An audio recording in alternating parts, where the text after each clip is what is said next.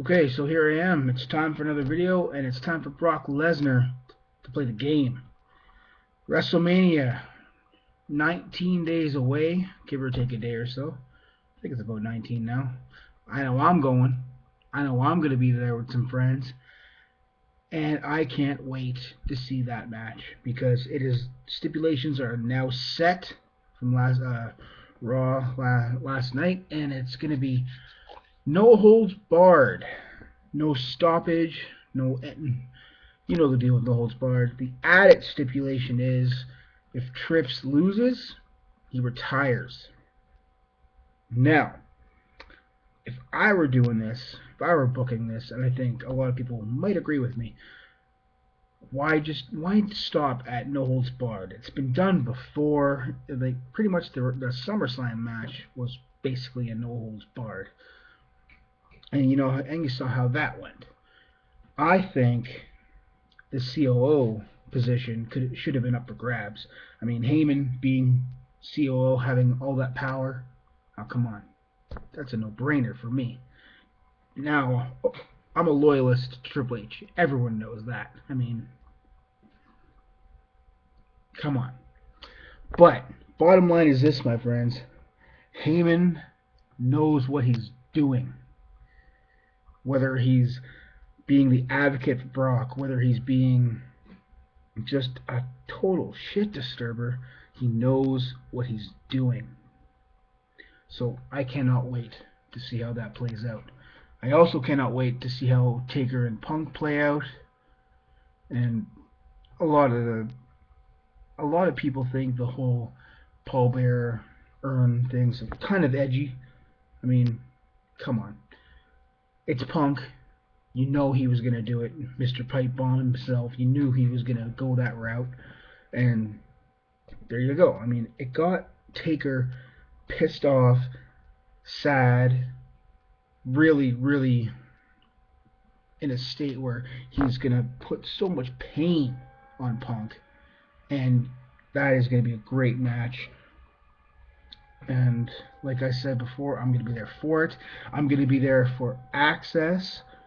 I'm not quite sure if I'm going to make the Hall of Fame or not. I mean, Booker is now in the Hall of Fame. I think I'm half and half on this because I think, yes, he's a legend. Yes, he's paid his dues, did everything in wrestling, but a little young. That's just me. But it is going to be an awesome night for Booker. Awesome night for Sammartino, Foley, Trish. Trump is in there, and I don't know who's left. I think there's only one spot left, unless they keep it at that. My guess is they're gonna either fill one more spot because they still got a little bit of time, and just kind of shoot a surprise in there. But if it is Triple H's last WrestleMania, he better be in 30's Hall of Fame, or I'm calling somebody out. That's all I'm saying. Well, let's move on to some UFC stuff. For those who saw 158, I missed one fight. I missed the first fight, the Ricci fight. But yeah, Diaz didn't go well for him. And a lot of people are saying that the whole GSP part of it was so boring, so predictable. And I think it was. I mean, GSP, yes, he has skill. We all know this. But I would love to see him finish a fight. He has not finished a fight.